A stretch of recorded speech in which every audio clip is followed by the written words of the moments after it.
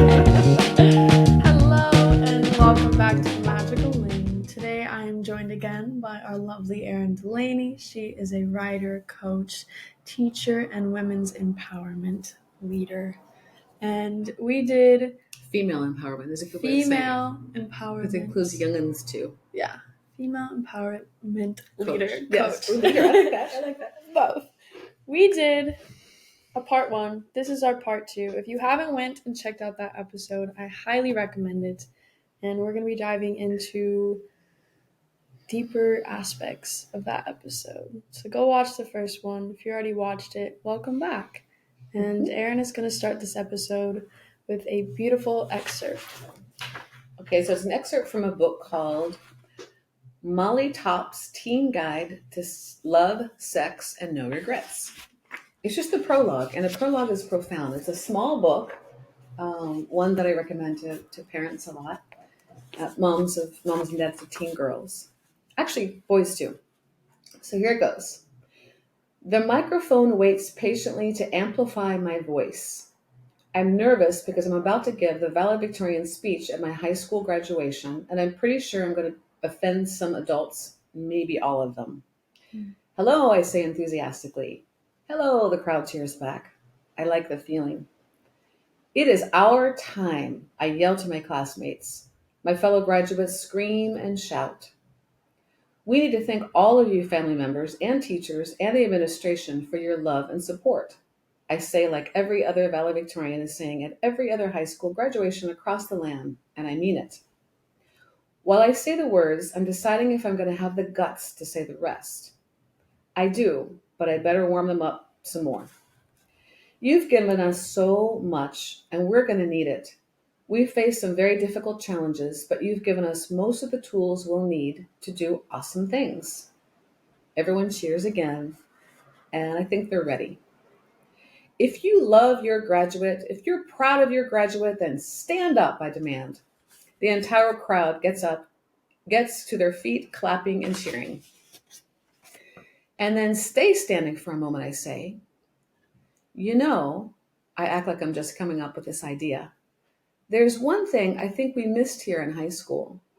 There's one thing I think you could have done better. The crowd waits for me to make my point, certain it will be amusing. I think you could have given us your wisdom in one area that would have helped us out a lot. They grow restless, waiting for what they are sure will be a joke or a praise. So I have a little experiment. Silence. Then I say it. I say, sit down if you waited to have sex until marriage. The stunned crowd remains standing. Yeah, I said, feeling bold, like 93% of you didn't wait. I pause a full 3 seconds so this sinks in. Yet you taught us nothing else while we've been drowning in cybersex and internet porn. How crazy is that? We need so much more wisdom from you. I look to my friends, my class, and say, let's change the course of our future. Let's alter history. Let's have amazing sex lives. A bunch of stuff happens at once. The microphone gets shut off. The standing crowd grumbles and sits in bewildered confusion. The principal comes up from behind and grabs my arm to escort me off the stage. My parents decide to return the new Prius they got for my graduation. The attending school board member decides to withhold my diploma. The journalist from the social paper wakes up and with a wicked smile begins writing like mad. But the only important thing that happens is that my classmates begin to wake up out of their sexual slumber. My words oozed into their doped up minds. Slowly, a kid or two at a time stands and claps. Then 10, then 20, then big chunks of my gown-clad peers rise. Then every last kid stands and cheers, hands high above their heads. Many stand on their chairs. They don't quite know why they are cheering. They just know there is a slight breeze of hope for our future. They don't know it is the future where They don't know it is a future where soft, slow kisses satisfy way more than hookups, where we can discover great sex lives. They just know something true is in the air. Don't worry about me. Though I do drive a 1994 Corolla, I still got a full ride scholarship to my second choice school, and it was worth it. I love that. Wow. Wow. Wow. Wow. Amazing, right? Yeah, that's powerful. It is powerful. It says, I love the subtitle, Changing the World One Kiss at a Time. Where did you find that book? Um, Discover it? Who brought it into your life? I don't know. It's a great question. I have so many books that people either given me or recommended, or I go and look for it. So honestly, I don't remember who told me about this one. There's like 3 or 4 of them, these little books. I love that. I feel like it captures it so beautifully of how that, I feel like in any high school situation, that is exactly what would happen. And the fact that they took away her diploma is crazy. That's so crazy. If it's true, I don't even know. Well, yeah. Yeah, right. But basically, it's the saying, that's how, putting a picture of, that's how taboo the topic is, even though it's a part of almost everyone's lives. I mean, yeah, it's so silly. Especially in high school, they preach safe sex. Have safe sex, or don't have sex at all. But if you do, like, get on birth control. Here's some condoms. Here's Planned Parenthood. And those are good starts, like some of those. Yeah. But it's not even close to the whole picture. No. Yeah.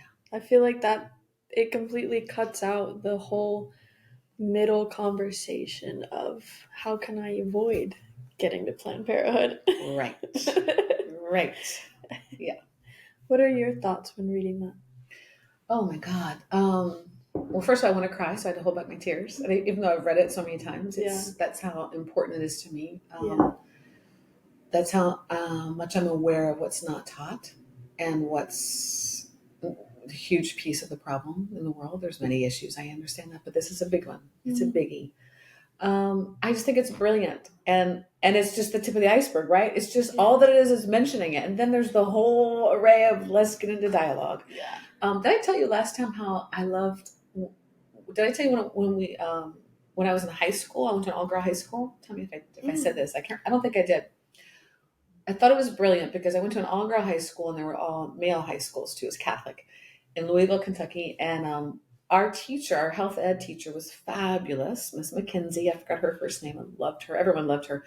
But she would have, when we got around the topic of sexuality, she would bring a group of boys from the other school, a class from one of the boys' schools, and we'd sit across the room, the girls on one side. Did I tell you this? No. I didn't. Oh, cool. No. And the boys on the other side, and she'd ask questions, and we'd start the dialogue. And I thought it was like sheer brilliance. And I was aware that just one time wasn't enough. I was very aware of that then, of like, oh my God, this is so fun. Of course, some were more bold with the questions or the answers, and there was giggles and all that. And she was very blunt about things and would draw things on the board. And she was very beautiful and lovely. And I just thought, I mean, that was probably one of the most impactful things of my high school years. I love that. I wish I did too. I wish that would be, and it's just like, it's so simple, just putting you in the space to just have a conversation and to ask your questions without shame, without judgment, or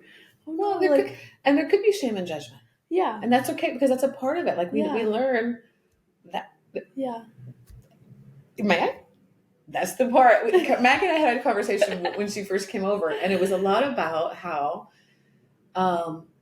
we have certain things like whatever, shame, judgment, a doubter, a jerk, a bitch. There's all these different parts of ourselves that we don't like, and everyone has it.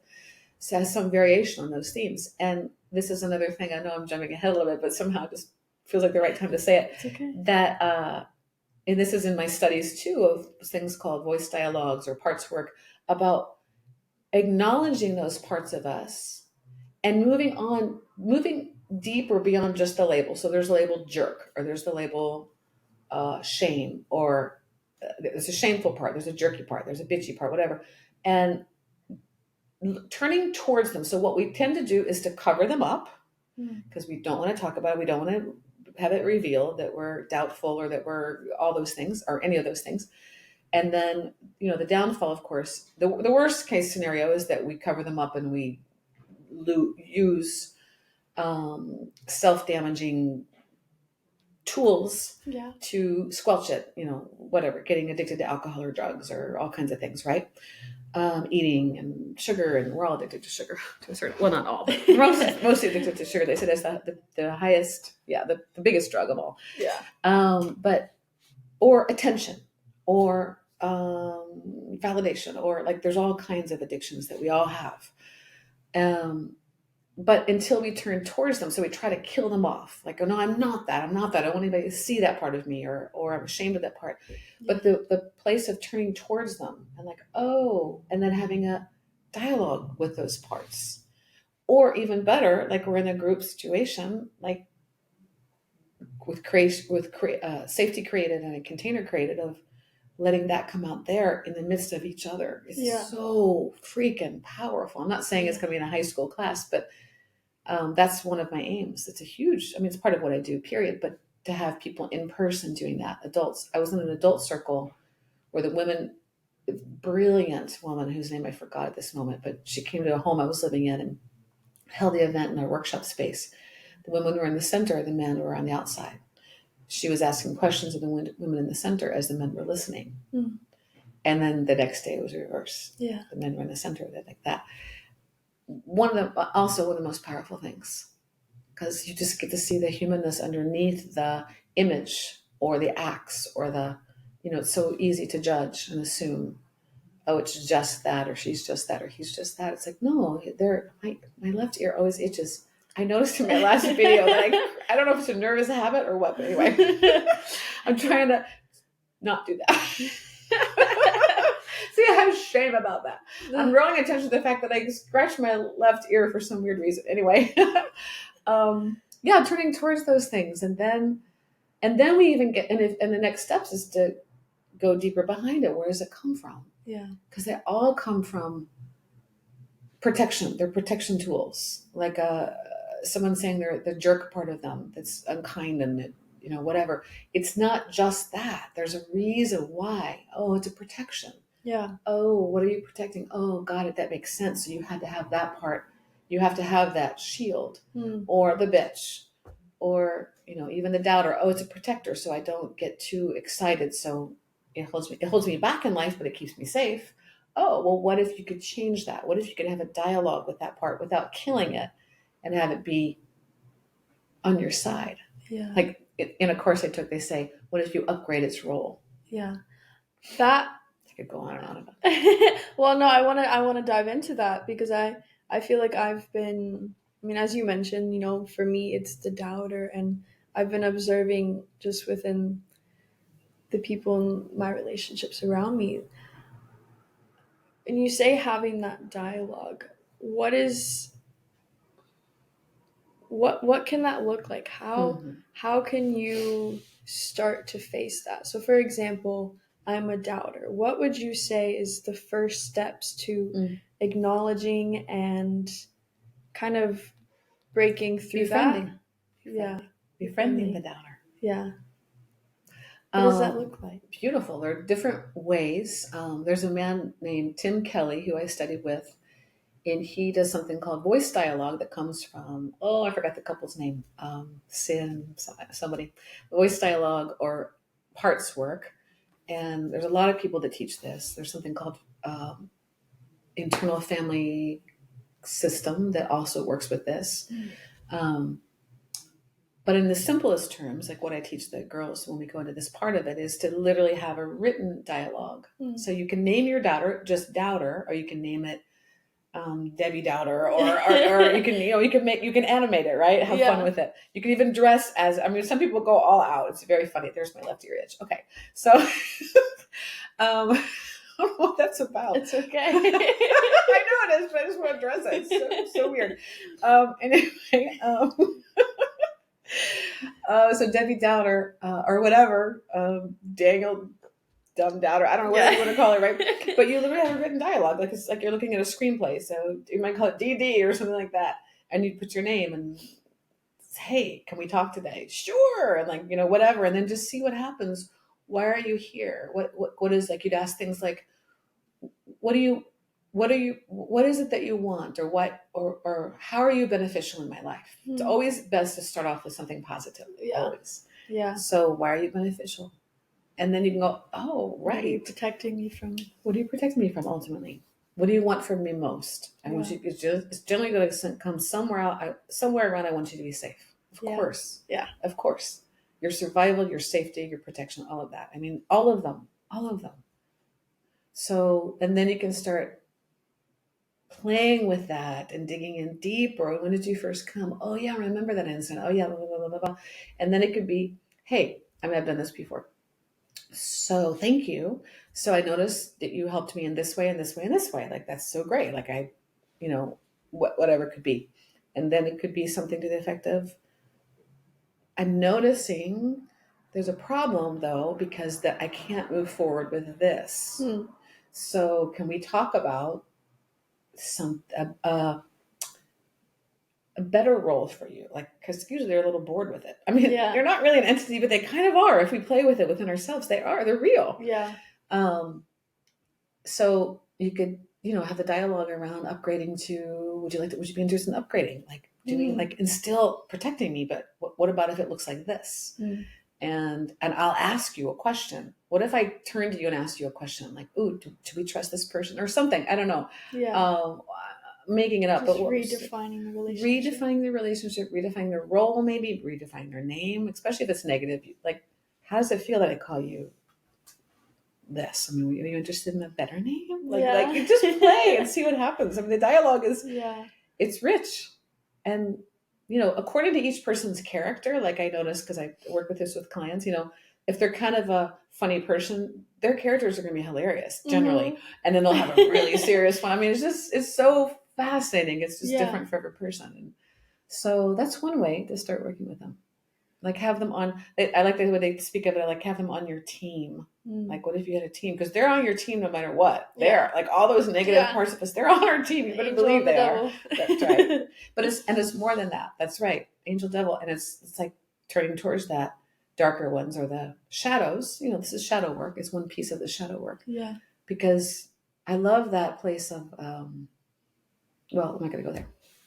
It's gonna stay on this track. No, I love it. It seems like, I love how silly it is, but it's so powerful. Silly and powerful. Silly lightens, and powerful. Because it's powerful anyway. So why not play with it? Yeah. Like, really? Yeah. I feel like there's so much fear implemented around that, like, of not facing ourselves and not. There's so much pressure on pretending and seeing it as something that we can't, like, simply have a conversation with. Like, it's just instilled in us. We've just accepted it. Right. As if we have no control, but we do. Yeah. We do. Yeah. And we think the control is to kill it off. Never works. You can't kill it. It will come back. Yeah. It'll slowly kill you. It'll still hang. Yeah. I was telling you earlier about how we can do temporary, even affirmations. They have a place. It's not that they're wrong, but if we only rely on affirmations, like, I can do this, I'm great. I mean, yes to that. But those other parts are still hanging out. No, you can't. I mean, they're still there. And I'm going to see if this relates. I'm going to jump in. I think it does. I was, and it takes a while to work it. I had a huge breakthrough about a year ago, maybe it was a year and a half or 2 years ago, but it was a family situation, just a situation where I saw, it was an upset of my sister judging me about something, and she was pretty strong about it and pretty clear about it. And I had a moment of like, so I sat down. I was like, don't react. I mean, you can feel feel the heat, feel the feelings. They're not good. They're there. Acknowledge them. Don't dismiss them, but don't react yet. Don't call back. Just like sit with her words. There's truth in her words. It's exaggerated, but there's truth. So I was like, okay. And I was just sitting like, what am I going to do? So I got out my handpan and just started kind of playing the hand plan. Like, just be with it, be with it, be with it, be with it. Got my drum. And then I could feel two different sides of me come, and they were so close. I could literally feel, this is the victim, which these are the two I know very well, the victim and the bitch. The victim was so like, I knew it. I don't belong in this family. I'm always the bad one. Well, just like this story that I've told over and over again. She was big, and then this one was like, "Fuck you," and you did. I wanted to do that. Now I knew, but I was playing like, okay, what's this place ahead? Stay ahead. Just stay right in this middle zone. Feel them. They're coming in close. They're coming in like they. I could literally feel them as if they're an entity, like a blob or something. Yeah. They weren't even bad. Like it wasn't even like I just felt their presence. Like we've been with you like forever.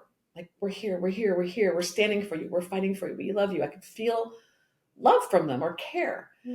But it was a moment of like, not now. Thank you. Not now. You're right. That's a possibility. And I could just it was like this power place of like, I'm standing right here in the middle and I'm going to choose here when I'm ready to choose here. And it's not right this second. But you guys can relax. I've got this. We've got this. And it was so amazing. And then when I had that, like an hour or whatever it took me, I don't know, had the space to call back, created this beautiful flowing dialogue. I mean, it was just like, and the first thing is almost always, you're right.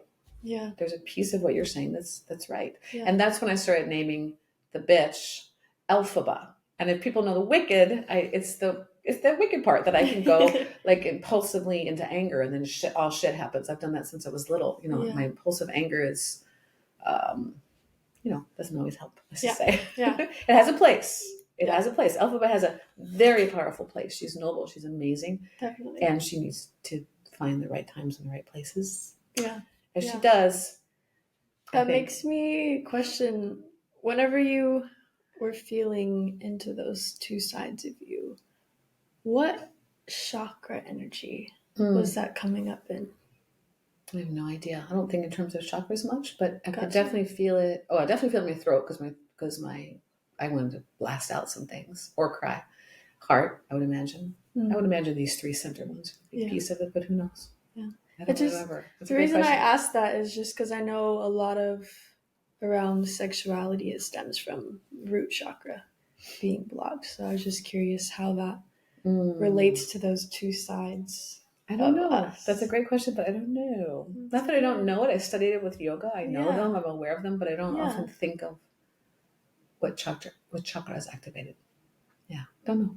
Yeah, I don't dive into it that much either, but that question just came up, so I was like, interesting. It's a good question. Have you done a lot of work around like any root chakra when it comes to your work with sexuality? Yeah, a whole lot of work. Like when I was sharing, for those of you that missed the first episode, left ear. Embrace it. I'm embracing it. I'm just going to name it out loud because this is actually this is perfect. This is happening because this is some of those things. Otherwise, it's like how to make conscious. Yeah. I'm doing it right now. I'm using the example of left ear.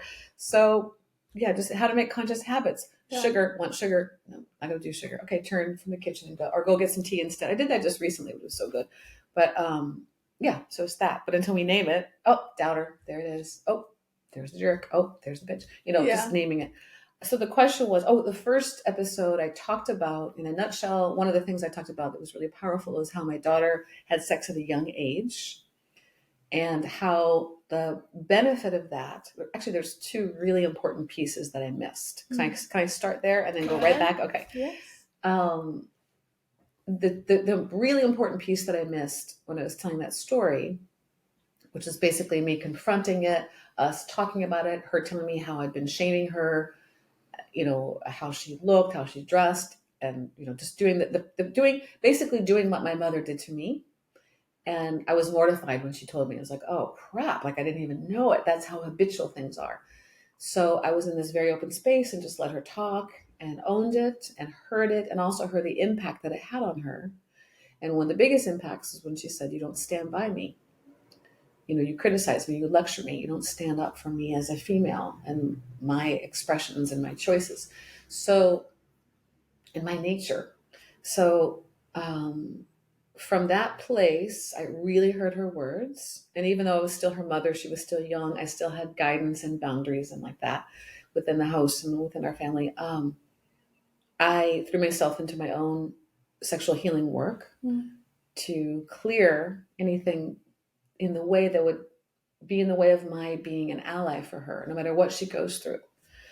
And she went through a lot, she did. And so some of the healing work was studying for sure and courses and like that, but some of the healing was hands-on work. Mm-hmm. And that's what I didn't mention so much. Actually, wait, oops, I just missed a piece. One of the most important pieces I wanted to bring back is that in that dialogue with my daughter, one of the things that she said was, at least I had sex with somebody that I love, Mom. You always said it's best, especially the first time, but preferably always, with someone that you love. Mm-hmm. So that was a really impactful comment that she made. And she did. They had such a sweet relationship. And we also went into therapy. So she got therapy by herself and also with myself and her father. And I remember that one of the first things the therapist asked me was, before she met her, do you think your daughter had sex from a place of confidence or lack of confidence? Mm-hmm. And I said, I think it was from confidence, but you'd be the judge of that. And after her first session, she said, yeah, she had it from a place of confidence. And she said, that's easier to work with. Because if it's lack of confidence for a validation, then it's much harder. Yeah. Now, that said, and I will get back to your question. That said, I've learned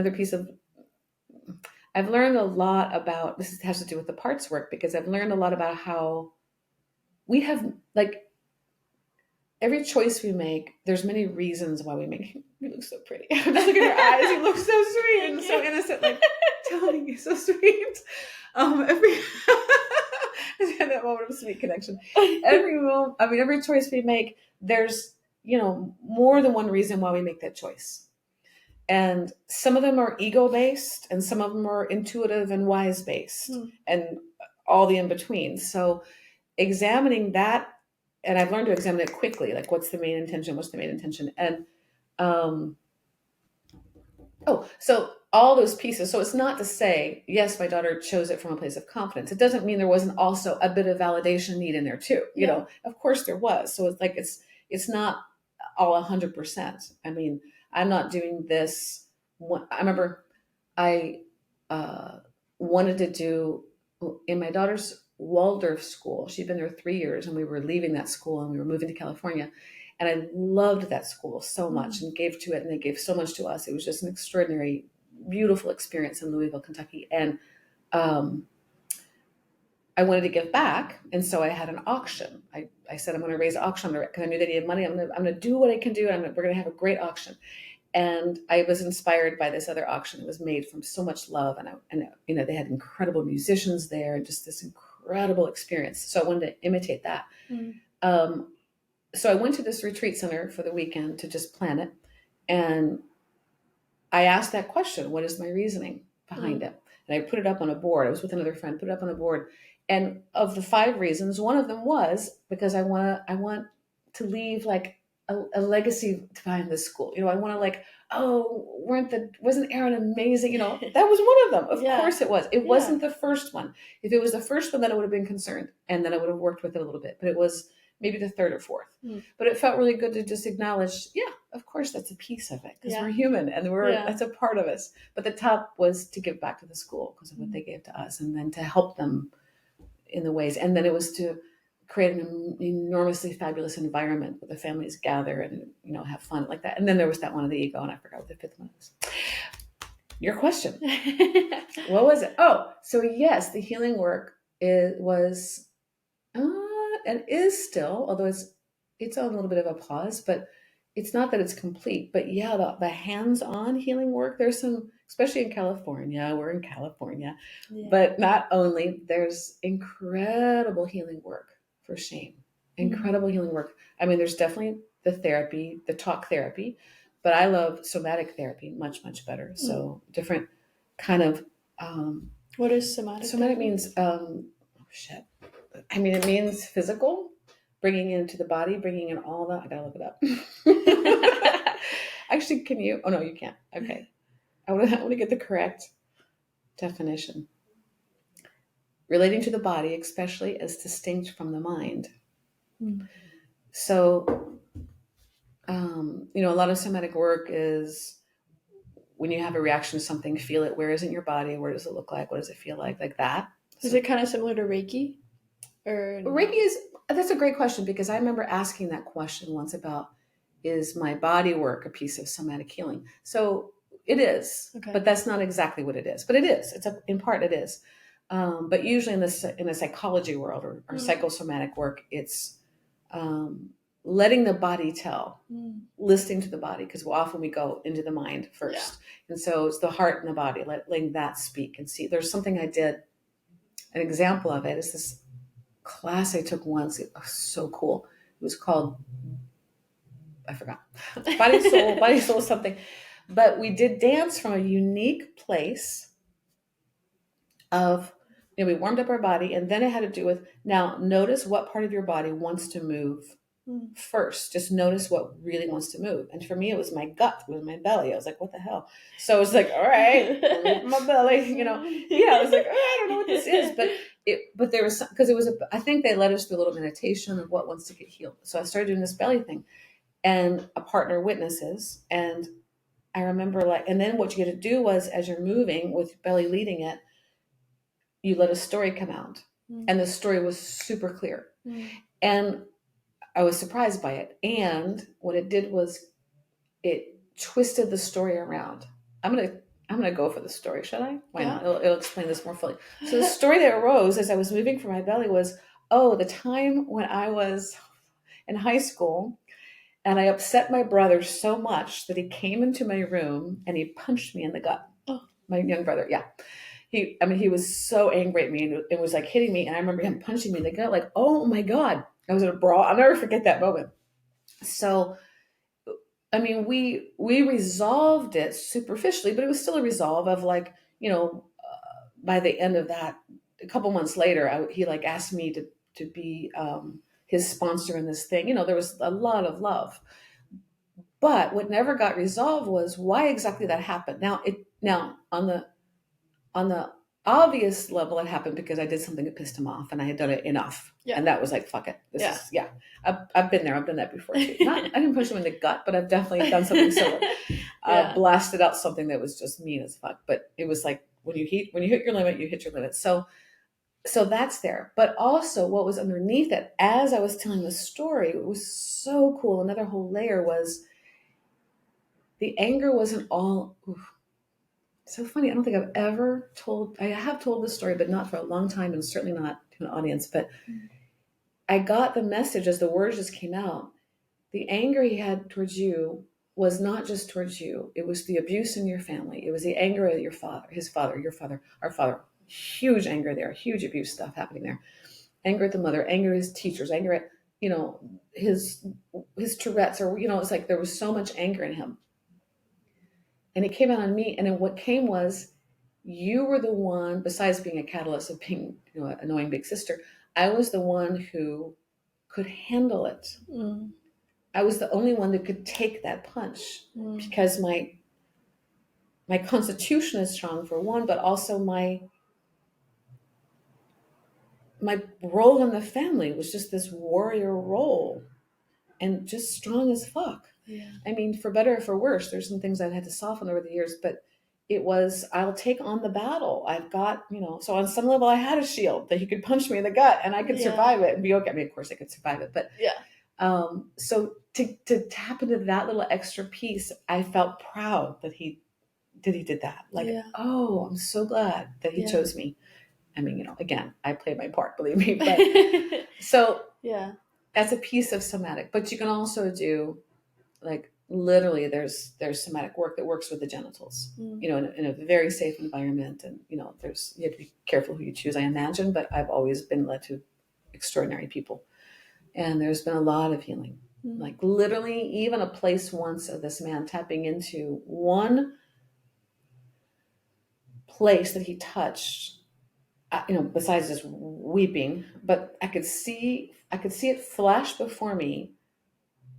My parents taught me the way they taught me, which was to a certain extent, sex is bad. Or my mother taught in her own way, sex is for the enjoyment of men and not for women. And then I thought, what's wrong with me? Because I like it. I love it. What's wrong with me? So, they're all that kind of stuff. But I was aware of, I mean, and there's a lot more little, we all deal with that. A lot of these weird ass shame things that go along. I remember my mom used to say I was too sexual, but she said it in a certain way. And this is a hilarious story. She would make these little jabs at me. I don't know if I told you this about the green M&Ms. Okay. I think so. So I might have. So it's my mama. I love my mama, by the way, but she's done a lot of work on this and other things. But back when I was in my teens, I think I was like 16 or 17.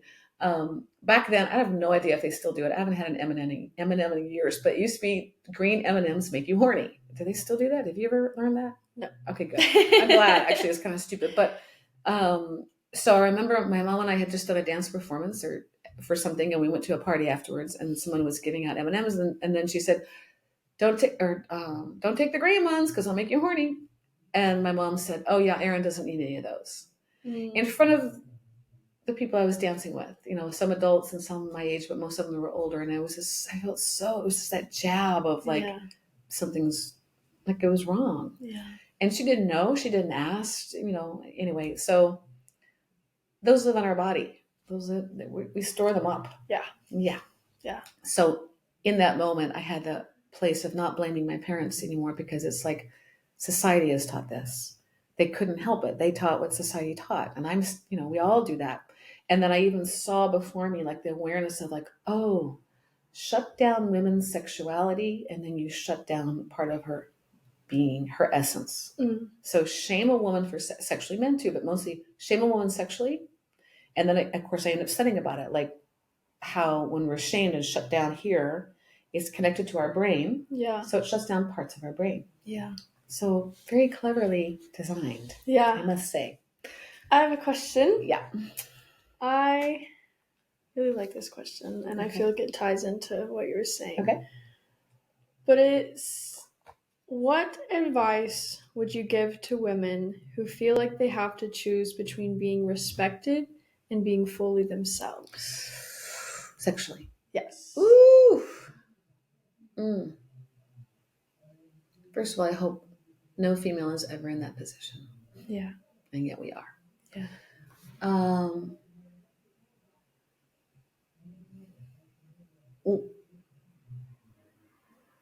One thing I want to say with that is similar to something I said the first time, which is, you said being fully ourselves. Mm-hmm. And that a part of being fully ourselves is experimenting. Mm. So that's true for everybody, for male and females, right? We don't know what we want or if we like some new flavor of sex or whatever until we experiment. But experimenting with the right person it's not going to get out and people talk, that's really hard, especially when you're younger. When you're older, not as much, but we're part of communities, right? We're part of circles. We're part of units and families, and then extended out into professional worlds and like that. So shit does get out, and it gets out about women more than it gets out about men. Yeah. Generally. So can you say your question? What would I say about it? What would your advice be to women who feel like they have to choose between respect and being respected and being themselves?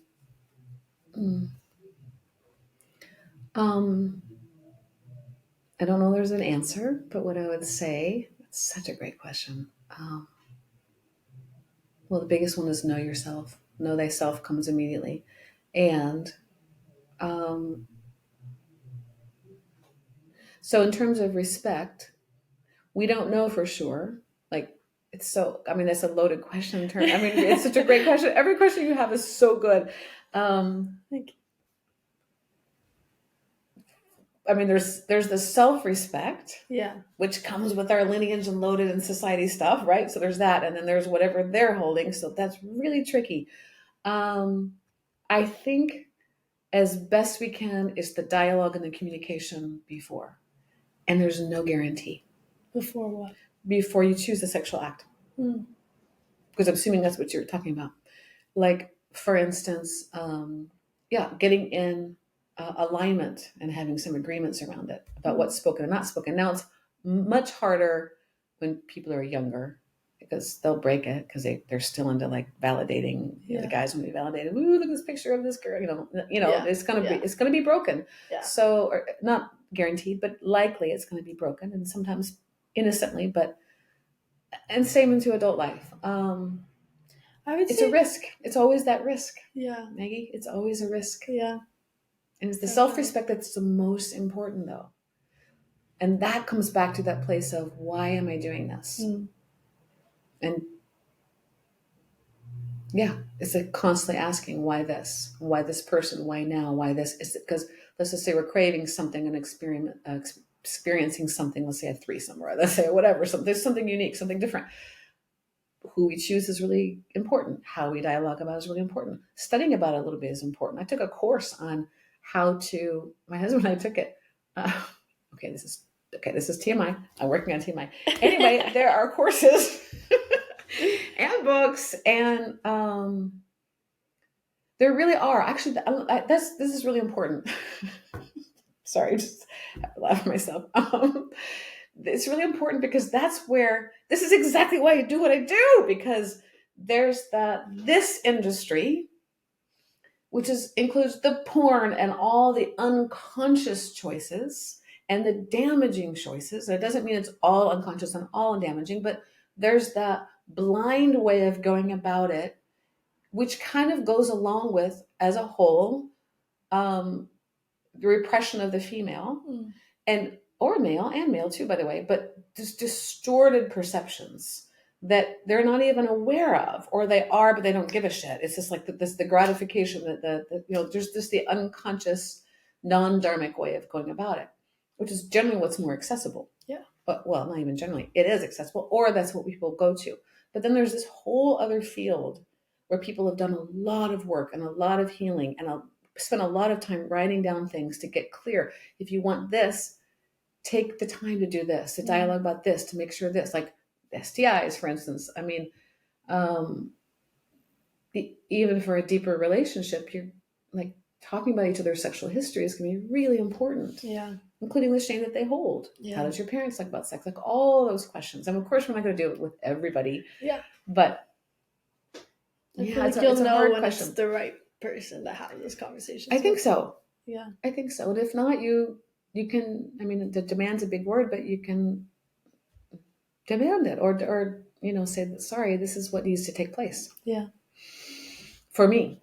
Yeah. Because of who you are. It could be different for someone else. Perfectly fine. But yeah, so I think the ultimate question is self-respect. And then knowing that it's always a risk. Yeah. And then choosing whether the risk is worth it or not. Because things can wait. Like, I think that's one of our biggest things. Believe me, I had to learn that big time. I'm still learning it, but not as much. But things can wait. It doesn't have to. We talked about this. It's something I'm exploring right now. Like waiting. Right. Even though the desire is there and we want it, and there's no reason why we couldn't do it right now. It's like, but there is. Why? Yeah. Because there are reasons. That's the thing. So reasons. Outside of the physical, there are reasons. Yeah. And those we have to learn how to tap into. There are reasons why, whether it's sugar or sex or scrolling. Yeah. Which is There's my nothing addiction. Physically stopping us, but mentally, it's like, what really happens if we do it now compared to if we wait? And I love that. Or even more so, what might a better scenario be? Yeah. Oh, after we've talked about this. Oh, yeah. Got it. Also, just that I feel like there is like a certain pressure around not waiting, because it's like we both desire it and there's nothing physically stopping us, so why would we wait? It's interesting. But like we said in the last episode, if the chemistry is there, the chemistry is there. It's going to be there tomorrow and the next day too. It's not going to disappear. True. Yeah. So. Yeah. Reminding yourself of that. Yeah. And then, and then some, and you can make it just like we make the parts work entertaining. Entertain it, make it fun. Because that sexual energy is creative. Go do a painting together. Go put your feet in the grass together. Go sit down and write a poem together. I mean, that sounds silly, but it's like, or do something wacky. Go dance naked in the shower. I don't know, whatever you could do. You could do. You could do something with that energy. It doesn't have to be Yeah. Yeah. Diving into that, how sexual energy is creative energy. When did you start to learn about that? And That sexual energy is creative energy. yeah. You know what comes to my mind is through my husband. I mean, I learned about it before, of course, because I learned about chakras and like that. But because he's an artist, and I got to scan it because it's TMI. No, it's actually not. I mean, maybe, but to some it will be. But it's a really important point because he was aware. Okay, so when oh gosh, okay, wait. Let me think it through.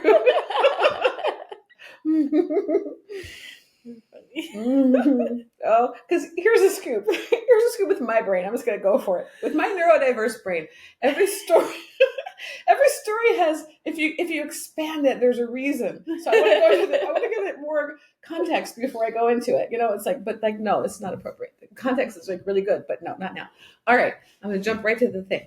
My husband learned, as many people do, how to hold back their semen, and that there's a reason for that.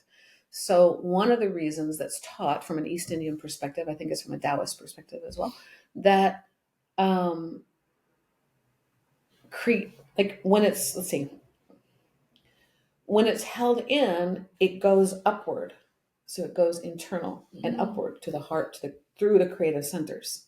So my husband would notice when he would hold back that his paintings were more rich, that he was more present to his creative process as opposed to when he would release. Doesn't mean he always held back, but he became really skilled at that. Yeah. Now, to other people, that sounds ludicrous and crazy, and that's fine. Yeah. It's like, it is what it is. But he also has a sensitive system, so he noticed things that drain him. And generally, when it's not, I wouldn't use the word drain, but generally when a man ejaculates, they're tired. I mean, it's like a lot of energy that gets released. Yeah. So they're tired. They fall asleep often or whatever. Yeah. It's what it is. And we can honor that because it's different for us because we've just been filled. Yeah. I mean, you know, so it's a whole, so it's a very different place for us generally. And those kind of things to be talked about is kind of really cool, even young. Like that's the thing I'm hoping, I don't wish, I am being a part of the dialogue happening earlier. So they can, like, even just witnessing it is a really cool thing. Like, oh, cool, look at our differences here. Then how do we meet with this? Yeah. Oh, cool. Like that's a great learning about self and other, and like, and then blending and making it work instead of, when you're younger, teens and 20s, it's like, for me and for what I see, it's so easy to take things personally. And we take things personally because we don't have the knowledge. But if you have the knowledge, then it's not personal. Yeah. And then you don't have to name call or judge or a lot of that can be just taken away if we just give the knowledge and the awareness on both sides. Yeah, I definitely think you're playing that part. And you've made a big part of that in my life just from the couple of months that I've known you. So I'm grateful for that. But I'd say over the last 2 years was introduced to the fact that sexual energy is creative energy because it's not something we're taught. It's not something we speak on. So whenever you did learn that, what did you do with it?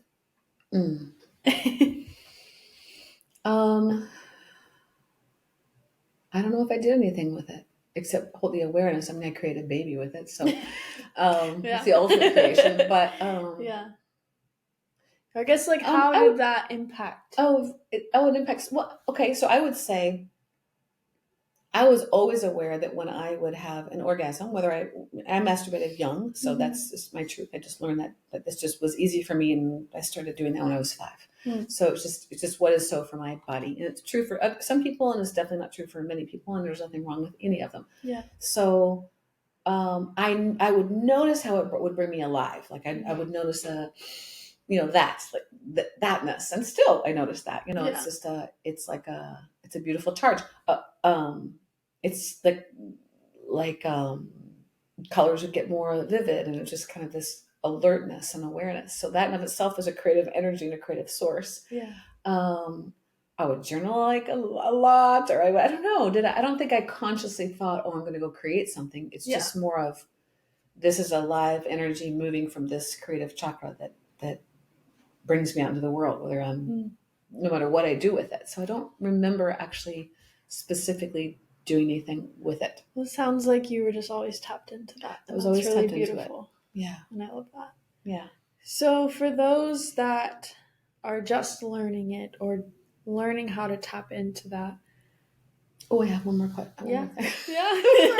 I was thinking, oh, you're saying, and I remember there's something else. Another piece that my husband taught me too is the place of, if a man releases in you, that to keep the circle going energetically.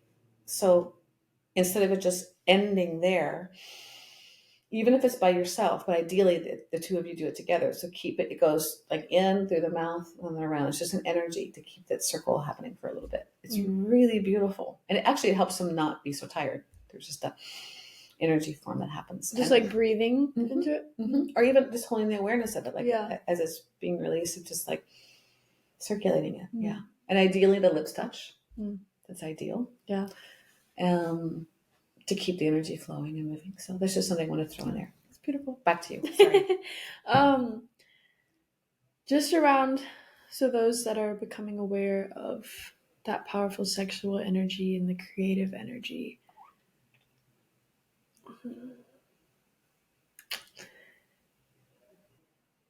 For those who are having sex as a form of validation and they become aware that sexual energy is creative energy, how would you recommend to move past that validation and kind of forming that in a healthier way? It's interesting because as I was looking at this tattoo on your hand, and you were, before you even spoke, and you're trying to figure out, the word came to my mind: power. Power. She uses it for power. Pardon me, not you, but people. Yeah. But it's a false power. What is? So sometimes when we use it for validation, we think it's empowerment. But it's not. It's a false empowerment. Yeah. So there's ways that all of us do things for, quote, power, or what we think is that. But it's an illusion because the power is here. It comes from us. Like, and that takes work. Like to turn all of that stimulation here takes a lot of work. I'm not saying I'm mastering it. I haven't. Like there's times I see myself, doing it. Like, nope, come back here. Yeah. Well, those long walks are golden, or those, sitting in front of my altar and meditating are golden. Like those are everything. It's harder because the game says to do this out here, get power out here, get more money, get more this, get more that, get. So I guess my full circle question is, how do you find that value in your own inner power whenever you've been shown that you're supposed to look for it outward, you're supposed to find it in society, or you feel like you're getting it through that false power? I think the first thing is create the intention. We have to create the intention. And saying it every day. My intention today is, or whatever, however, you don't have to say it every day necessarily, but my intention is to do this differently. I don't know how, because sometimes there's I don't know how. Yeah. But what I'm clear about is this isn't working. Yeah. This is feeding my ego, but it's not feeding my soul. So it doesn't feel good afterwards. It feels good for temporarily. Yeah. It's a big separation. Big separation. And it's not that the ego's bad, but if we keep feeding that unconsciously. So let me hold your question for a minute because there was something else that came through. Also, a beautiful way, the same kind of way that I was saying, turning towards the doubt or the bitch, the jerk, the parts of our shadow parts. That's a shadow part. So how powerful and amazing, for real powerful and amazing would be to have a dialogue with that person that you're trying to, quote, conquer or be validated from. I get it. Not everyone's going to want to have a dialogue about it, but you don't know, even if it's one line of honesty. So I'm noticing, whatever, I'm just going to go for this, whatever, I'm playing with it. You can play with it with me. Yeah. So I'm noticing this game because it's a game. It's a teasing game. It's attraction. I mean, it's fun as fuck. And to me, what's more fun is what's underneath that. Yeah. Honestly, when I look back on times I just did that, it's there's just a shout, there's an empty, fun for the moment, and then it's gone. So but it's the dialogue, and then you can still pull that in. Yeah. But you know you're doing it. You're doing it consciously and like, oh, this is really fun. And we know what's underneath it. We're just going to play. We're going to play this role and play it to the hilt because we know there's commitment or there's respect or there's care or there's honesty underneath it. Yeah. So even I'm just imagining like that play of, so noticing I'm really attracted to you. I'm really enjoying this game. And I'm also aware that I'm partially doing this for validation. Oh my God, there's some, I just forgot. There's some scenes, oh man, I want to do this. There's some good stuff on the internet of couples who do that, but they talk instead. Have you seen that? They'll say instead what's really in their mind instead of yes. And oh my God, that would be a hilarious thing to do. I've never seen one with this about when you're hitting on somebody or whatever at a bar or a party or whatever. Like, what are you really saying? Yeah. And it would be such a fun game to play. And you could still be sexy as fuck together. But with that added to it would be so funny. I mean, I'm an odd one. I love that I like expanding outside of the norms. But no, I love that. Yeah, or even if it's just a line of just like, I'm noticing I'm attracted to you. I also know I have I'm a part of many people, because you don't have to be alone in this. Yeah. Who do this for validation. And I want to just either name it, because even just naming it, and then you may choose to do it. Yeah. But they have just known a deeper part of, even if it's a one line, you just gave them a gift. Mm-hmm. Now they may take advantage of it or they may say, fuck it, but you still planted a seed and maybe someone else will plant it deeper. Like it starts to, because the knot is so, you can hold like a knot. It's so societal, cultural, blah, like all mixed. But once just like one little strand gets loosened, then it can loosen more and more and more and more and more. Yeah. Like, so honesty, it could be that. The littlest thing of honesty. Yeah. Yeah. I'm noticing I'm a little shy about this, or don't know that. Whatever. Yeah. Whatever. Or it could be talking to a friend. You could make a game with your friends and say, anytime I'm thinking about sleeping with somebody, I'm gonna text you saying, "Oh, tell me, remind me of why I shouldn't do this, or whatever, or why it's not in my best interest." Not even it shouldn't, but yeah. I used to do that with sugar. I keep going back to sugar, but sugar is my hardest thing. I did it with friends. We would make agreements. I was in this group for a long time, and we made this 4.5 years I was with this group, but we had something called the Hardballs group, and we would, it's a ridiculous name, but we would meet and we would set agreements, and if we broke them, we had to put money in. So whether it was sugar or whatever. So it's kind of like a cuss jar. Yeah. Yeah. So it was good. Well, what is one piece of advice you would give your younger self about embracing self-expression and power? Oof. How young? However young. Like 15 and younger. Okay. Under 15. Okay. Your target audience. Okay, my target audience, 15, 16, 17. Everything, let's see. You're saying advice, not like a future self pulling her out. There's no hurry. Nothing is personal. So many things are going on all at once in everybody's life and everybody's choices. It's not personal. Nothing is personal to you, 100%. I would give that advice. Yeah. That always, like, every time I hear that, it reminds me of the book, The Four Agreements. Yeah. Like, reading that absolutely changed my life. That's the biggest one that I took out of those 4 agreements was don't take anything personal. Yeah. I didn't read that book until much later, so yeah. I'm grateful. I'm very grateful. I am so glad you're reading it now. It's big.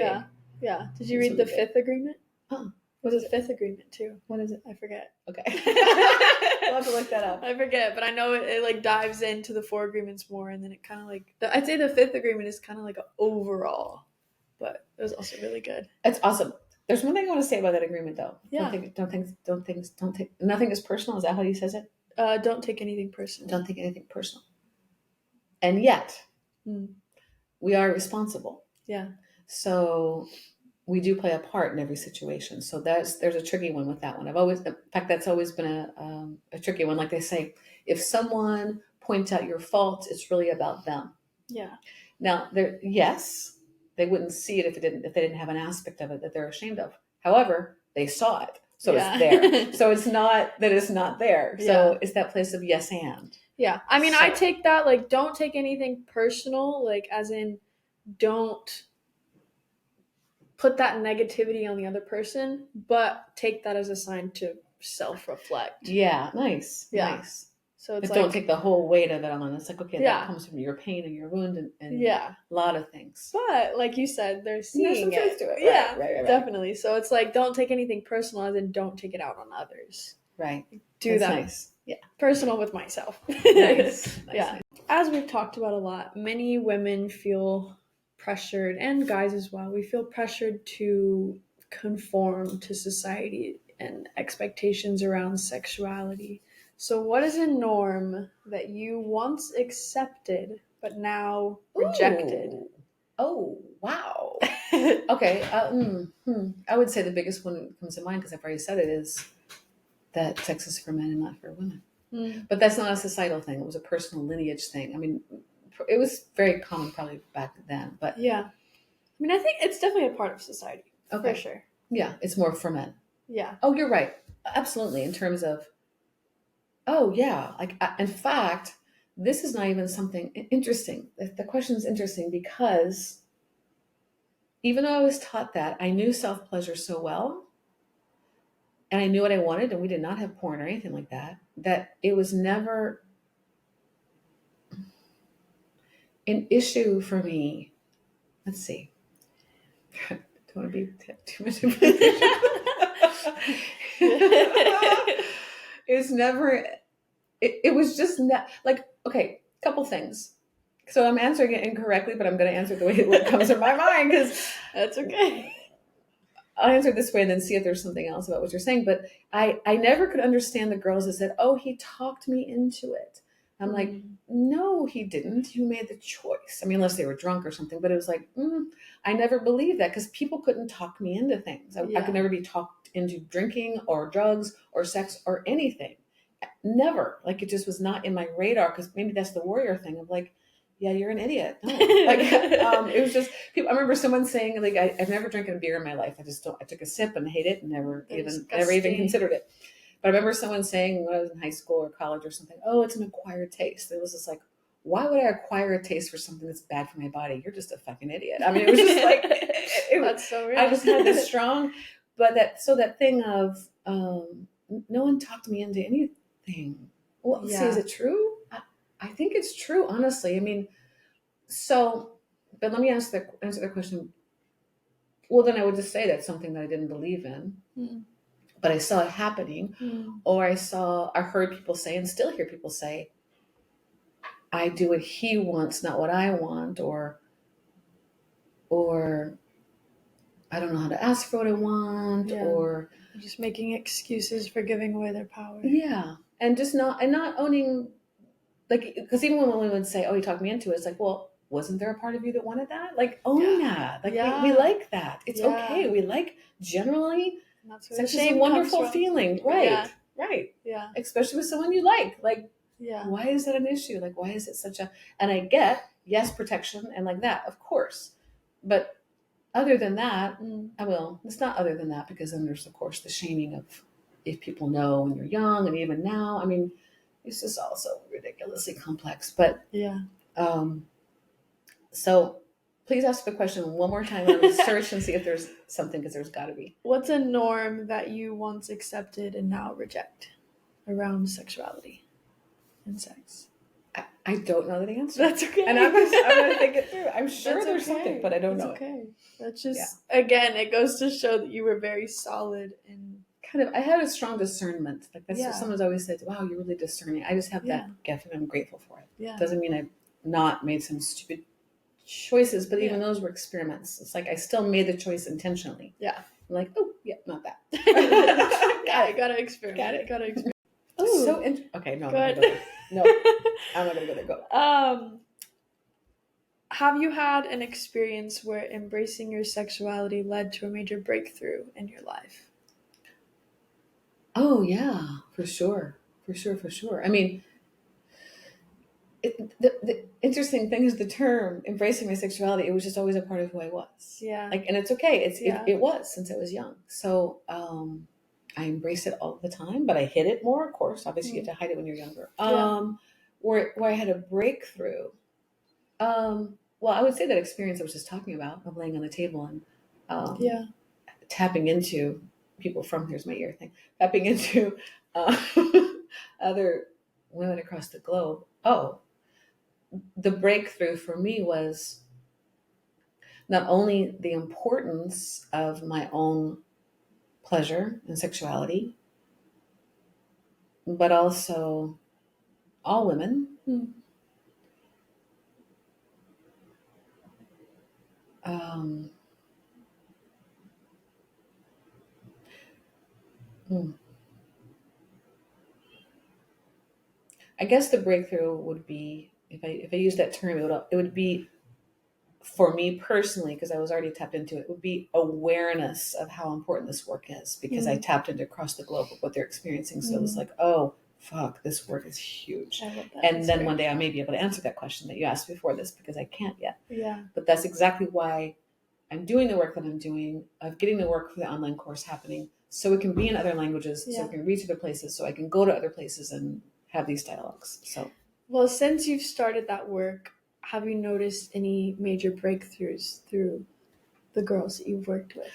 oh yeah, I mean, it's funny, I don't know the word, I don't think the word breakthrough is the correct term for me. Okay.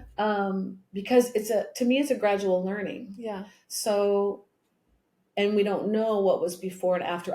So far I've not worked with anyone that I know of who's had sexual trauma from a past, from younger age. It could be, but so far I've not drawn that. And I also have people that if I would draw and it was really strong, then I would know who to send them to, because I'm not trained in that. Yeah. I could take it to a certain extent, but the bigger piece needs to work with another, generally a somatic therapist. Yeah. So what was the question? Breakthroughs. I've seen them make choices because of what they learned in my course. I've seen a girl talk with me after my course who had a lot of questions about someone she was having sex with, and then her making a change in that relationship where she was giving, I'll just say it, I can say it because it's a question that people often ask: is sex supposed to hurt? Or does sex hurt if they hadn't had sex before? But is sex supposed to hurt is a very common thing. Very common. I mean, even in older people and even in women asking that question. Yeah. I know, because I've been there. Yeah. And there's all kinds of things I went through with that. But, so just her learning a common thing, which is try to enter and penetrate too soon, where she has, and a piece of it is like, it's not just that we're wet, because that's a piece of it, but it's also that we're open. Yeah.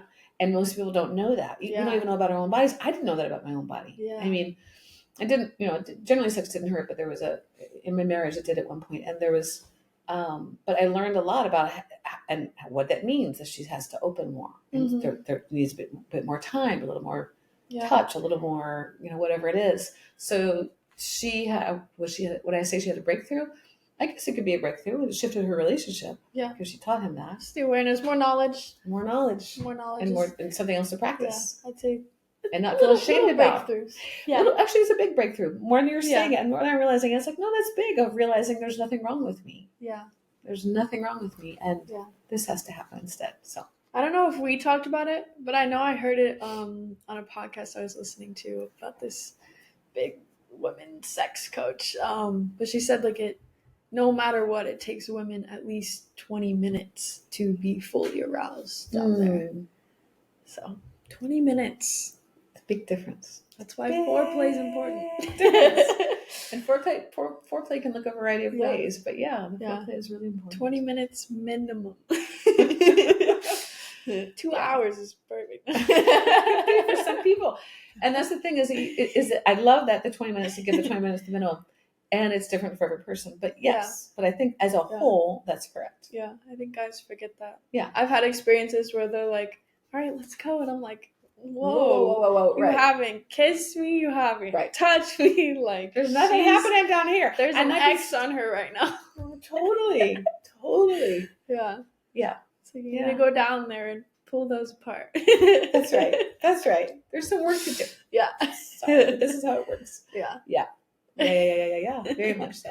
And again, Yeah. I'm going to go back to that thing that I'm going to say it one more time just because it's a very common thing. Well, you're wet. Yes, but I'm not open yet. And nobody knows how to say that. I mean, not nobody, but most people don't even know that that's the second thing. We always assume if they're wet, they're ready. Not true. Yeah. Have they opened? Have they expanded? And that often comes with trust. Do they trust you? Yeah. Have they been touched enough? Have they been looked at enough? Have they been seen for more than just an object? And it's okay, because I remember we talked about last time how men go into a trance. And Yeah. you are kind of an object to a certain extent, or at least. Yeah. But I was also saying yes, but objects still have skin, and they're not going to 100% trance. Yeah, and the energy. They're aware. Yeah, yeah, and they feel it. And they receive it. They receive our dopamine. I mean, is it dopamine? What is the? No, it's not dopamine. It's Oh, what is that women have that often men don't? Oh crap! It's so important. What? I said I couldn't tell you. Oh, it's maybe when you're asking, I'm gonna look it up. But keep talking because it's so important. Okay. No, I've definitely had that realization with myself. Is even telling myself I'm wet. Why isn't it? Right. What's going on? Of course. Yeah. And often it is the environment. Well, it's many things. It's the environment as well. I mean, and again, some people don't care and some people do. Some people are I don't care if I have sex in the back of a car or in a bathroom or wherever, where other people, they need a more sensual or aesthetically pleasing environment. It just depends. It's not wrong. It's just the different ways of. Yeah. I think for me, it's not necessarily about environment, but just like you were saying, feeling seen and cared for and loved and appreciated as an individual and myself, and not just sex. Yeah, for sure. Sorry, I'm looking this up. I think I just found it. Oxytocin. That's what that came to my mind, but women have that more? Yes, I got to read it because I don't always know. I did not know that. Because that's that literally came to mind, but I wasn't going to say it because I'm oh, that can't be right. Trust your intuition, guys. That's right. Trust your intuition. You were correct. Oh, darn it. I got to read it. In particular, by the way, this is what I'm reading from is the attachment styles, the anxious attacher and the avoidant. And usually men are avoidant, but it doesn't mean it's always true. But I'm just going to read it from that perspective. The normal avoidant doesn't experience much oxytocin, if at all. They have a high level of cortisol in their brain that blocks the receptors of it. Isn't that the stress hormone? Yeah, they have a lot of stress. Yeah, generally because it's just they're so independent and they're just used to doing. So they cut off from the oxytocin. So they receive that from her for sure, which is their dopamine hit. So they're yeah, actually yes, but even that. So let me take a moment with that. That's so important, folks. This is where everything I'm doing is to examine the shit out of the stuff we're taught and the things that we say and do that aren't that stop us and keep the perpetuate the dumbass cycles, pardon me, but perpetuate things that aren't true. So this is good. I've called you on this before. So peace out, adios. It's we could put down men or women, but let's just say that because women have their own variation. It's funny, I'm feeling emotions. This is how strong I feel about it. I feel so strong about this. That's not the whole story. But I get it, we're not taught. Yeah. And we don't see it because we don't examine it. And this is where it's a fucking problem. When we don't examine things and take it down to the core and the essence. So the peace out thing is a protection. Yeah. It's not because I don't give a shit. I mean, it could be if you're official narcissist. I get that. There's some, but even narcissists are hurt. It comes from a place. It doesn't come from nowhere. Yeah. But huge majority, the peace out by, I'm not going to call back or whatever. There's a reason. There's a protection reason. And it comes from a wound. It comes from society. It comes from many things, but it's never personal. Yeah. I mean, not never. It could be personal. I'm not interested in you, but I'm interested in her. Yes, there's some personal things or whatever. Where the chemistry is this and that. Yeah, yes, there are some. And to just label those kind of dudes as jerks or users or whatever the little thing you just did, right? Fuck boys. Frat boys or fuck boys. You said frat boys or fuck boys? Fuck boys. Oh, okay, got it. Yeah, well, either one. But yeah, they usually go together. Yeah, yeah, probably. I don't know. But the yes, that's true. But there's a reason behind it. 100%. Yeah. Yeah. So I mean, same with the and even anxious and of course, Yeah. of course. They're, like the girl, yeah, generally it's like the girls like they're so needy, they're so persistent, they're so like. yeah. I've definitely had that label, and I still do it. I'm Yeah. still I go for what I want. I can't help it, whether it's a job or a person or an activity or a. Why do we attach ourselves to things that are usually not available? It's a whole other topic. Reading about the attachment styles. I want to dive into that with you one day. I know, and well, I would do a little more studying with that because I'm still studying it. From what you've learned. In a nutshell, it's the making up for a loss of childhood. Period. Something that was not there. And the interesting thing is the avoidant and the attachment. The anxious come from the same kind of place. There's a slight variation of what happened parentally and like that, but it's just different ways of handling the same kind of wound, slightly different. But this one, the avoidant, learns to shut down. Yeah. I can't have what I want. Great. I'm going to be independent. I'm not going to want it. I'm never want to have this feeling again. This one, the anxious, the same kind of thing, and but they do it like this. I never had this feeling again, so I'm going to grab and grab and grab. So they just do it different ways, and it causes the But when you address it, it's profound, the healing work. There's a man. Many people talk about this. I follow many people on it, but Derek Hart is one of my favorites that just nails it. I'm going to read because I'm pretty sure I took a picture of it. Something I read this morning that just made me cry. When your mission together, now this is, of course, well, I'm just going to go for it. When your mission together is to help each other locate where you both suffer alone, then you will become securely attached. Your mission together is to help each other locate where you both suffer alone, but it takes work. I mean, you're securely attached as in a beautiful attachment. Absolutely. I mean, we're human, and we survive with each other. So there's always going to be attachment. So it's not so that system doesn't say the goal is to not be attached, because we are attached. Yeah. Like, I mean, I don't love the word attached actually, but we were interconnected. I love the word interconnected. Thich Nhat Hanh uses that a lot. I love it. I've used it. And you can be attached for a while. You're attached to a community, or you're attached to a family, and then you let go of that attachment and go over here. So it's not like it's attached for life or that kind of thing. Although we are interconnected, all of us, for life, so that's just a given. And even after people die, there's still an attachment. There's still an interconnectedness. I mean, like, that's the ultimate place of awareness to have, and it's easy to forget it. But so they speak of how moving towards secure attachment is the ideal of, like, having space. Thank you.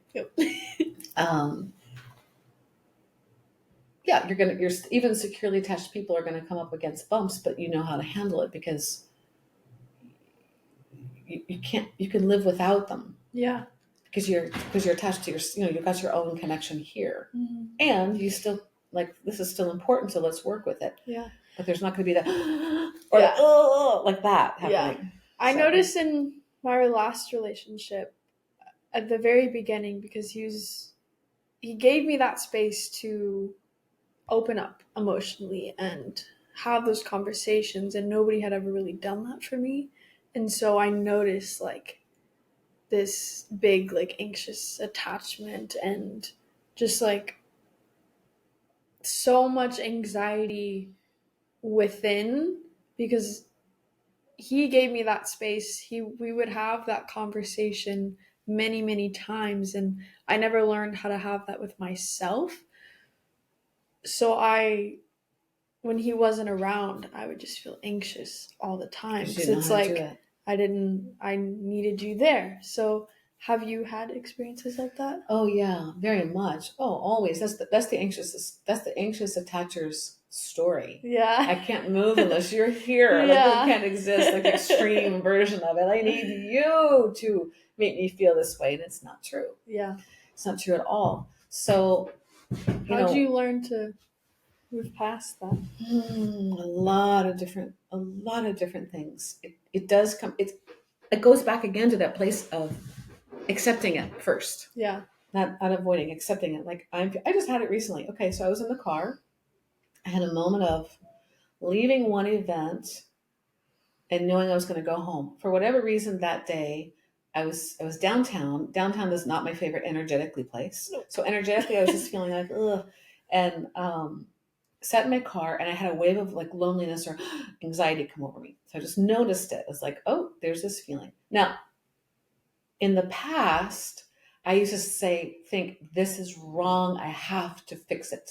I have to fix it. I have to fix it. Go get an ice cream. Go call this person. Go see a friend. Go to, like, it was immediate. Like, for some people, it's go shop or go whatever, or go get your cell phone, like whatever we do is to fill it. So I sat with it. I was like literally in my car, sitting on the street on 4th Street or something, and just noticing it. Like, okay, and I'm looking around, and it's ugly. Like sometimes what soothes me is beauty. Like it wasn't in nature. It was just like, ooh, this is not the optimal place to work with this, Yeah. and yet it is the optimal place to work with this, because that's the whole thing. If I can find the contentment within myself, no matter where I am, it's hard ass work. I hear stories about one of my my favorite kinds of stories are people that, let's say they're caught in the rubble after an earthquake, and they're there waiting. I mean that just makes my that just scares me. That kicks in my anxious everything just even thinking about it. But I read those stories because they were so powerful. Of like, and they knew how to self-soothe. Very often it's lullabies and humming as people go to that, which is always this thing. But there's tools you can use to self-soothe. Breathing is the easiest and the quickest one. Just breath and a mantra. And the line I say to myself often is, nothing's happening. Like literally 5 minutes ago I was fine, and then now I'm not. Like nothing fucking happened. I walked across the goddamn street. But it's like, but I make up stories. It's like, no, nothing's happening. You're sitting in your car with your dangling mirror that's not fixed yet, and you're looking at this ugly, or this unattractive buildings, and you're wanting this to fix something. Come here, fix it right here, or just be with it right here. And then it was just like, it shifts so quickly. It could shift in 2 minutes, it can shift in 10, but it shifts, and that's the main thing. And there is a moment where I think, what if it doesn't shift? Oh shit! Like remembering in the past when I would stay depressed for months or something like that. Sure, I have still that memory in my system, in my body, and probably lineage wise as well. But it doesn't. It always shifts now, because I've done the work of don't run from it. Just be with it. Breathe. Be with Erin is a line a friend of mine gave me. Be with Erin. Stay with Erin. Yeah.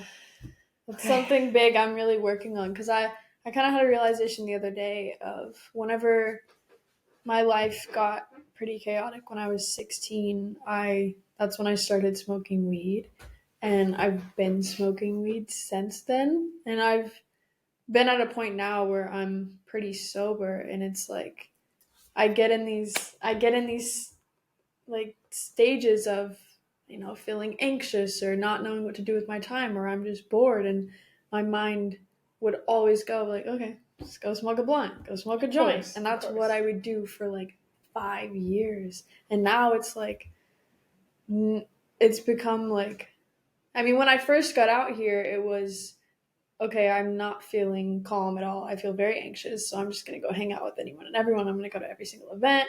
And I've been pulling back a lot, and it's like, no, I just need to sit with it. I just need to sit with myself. Like, I don't need to smoke. I don't need to talk to anybody. I can just sit on my bed and stare at the ceiling. And it's the most healing thing. It is, and it's hard. And there's also two things about that. There are other tools besides just sitting with it. You could journal. Yeah. Right? You could dance. Yeah. There's healthier tools. You could sing. You could, there's many options to do. And also, sometimes we're still going to do that. Like, I'm still going to go, well, yeah, I'm just going to say that. But if we do it consciously, it's very different. Okay, I'm a little sad. That was I worked, let's just say I've been working with my parents. I'm exhausted. That was an intense day. Oh my God, I want an outlet. It could be a movie. Yeah. I'm going to zone out with a movie. Great, but do it consciously. Yeah. There's nothing wrong with it officially, Yeah. unless there's an addiction. Yeah. And I've gone through both. Believe me, I've gone on. I've done the series thing where it's like I can't turn it off. It's 5:00 in the morning. I'm still just one more. So whatever. But or even if it's a glass of wine for someone every once in a while, then it's just like I'm gonna chill with a glass of wine. I'm doing it consciously, and I'm not gonna do it every day, but I'm conscious or whatever it is. So that's the thing of being aware of what we're doing. Yeah. And why we're doing it, and then coming back. Yeah, no, I definitely remind myself, and I try not to be like restrictive of any way. Like, there's a time and a place of where I need to be alone, but it's also like you're saying, like it's okay if I want to go hang out. I need people right now. Yeah, I need. I'll go out dancing. When my husband and I first separated, I went out dancing almost every night, and I was aware it was filling a void. Yeah. But it's okay. I was aware of it. Yeah. I was just like, this is my addiction. Like night would come, like the once the sun would go down, I'd have just the anxious feeling because that's usually when he came home. So it'd be like, oh my God, oh my God, oh my God, oh my God. So I threw myself into dance. It became a very expensive habit. So I had to slow it down. And I was aware that I was doing it. Yeah. And then it slowed down once I became more aware and like, okay, that was my thing for a while. It wasn't bad. It strengthened me. I learned a shitload. I don't regret any bit of it. Yeah.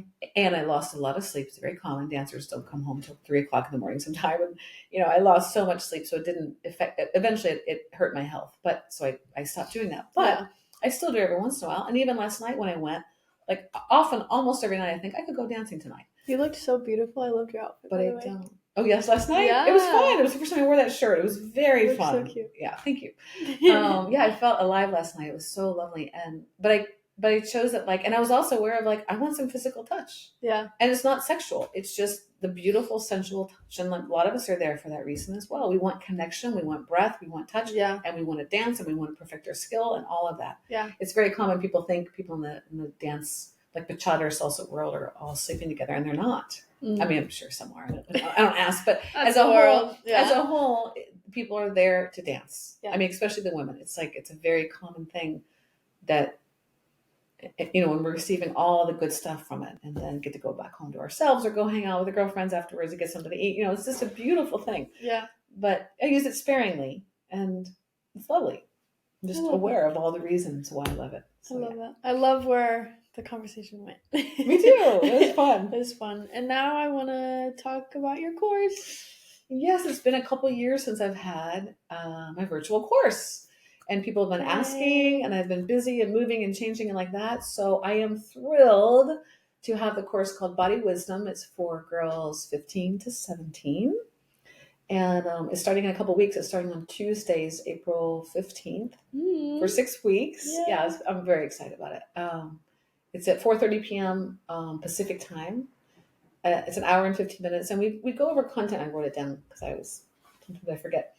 We cover content like male and female anatomy, menstruation, sexual expression, boundaries, consent, body awareness. That's on the first level of the course. And it's, it's based on our own, just the wisdom that we're often not taught. It's the things that they're not taught in schools. Yeah. And I can share more about that, but not now. But that's happening, which I'm very excited about.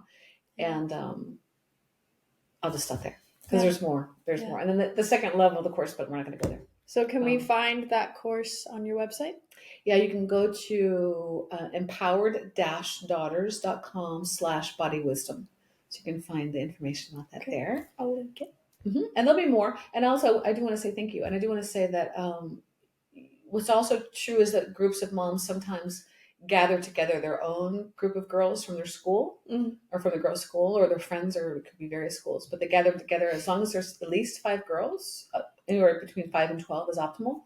And I could do it at a different time, like a Saturday morning or something like that. So just for those of you that couldn't make the Tuesday, that are interested, if you can gather the group of people. And I also do it for girls older, so from 18 to 23. And that one's a longer one. I'm not sure when I'll start that one, but that also covers that navigating the inner world. So it's about relationships, self-regulation, self-expression, self-awareness, communication skills, knowing yourself, your inner world. So. Yeah.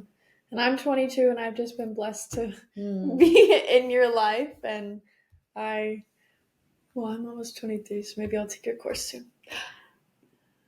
Yep. Oh, close to 23. Yeah. Okay, good. I'll let you know when I have that course. It's going to be a fabulous course. Yeah. Highly recommended. As you can tell, she's a powerful and beautiful soul and woman, and she will change your life in beautiful ways. So, all my moms and parents on here, put your daughters in it. Is it daughters only? Daughters only. Daughters only. Daughters only. Yeah. And I'll link it below. Yay! Thank you, Maggie. Another great episode. There'll probably be many more. You're good. You're good. You're good. Thank you all. Thank you for watching. I hope you enjoyed this. And again, if you watched this episode and you haven't checked out the first, what are you doing? Go check out the first episode. And if you did watch it, thanks for coming back and check out part 2. And I'll see y'all next Thursday. Adios. Peace.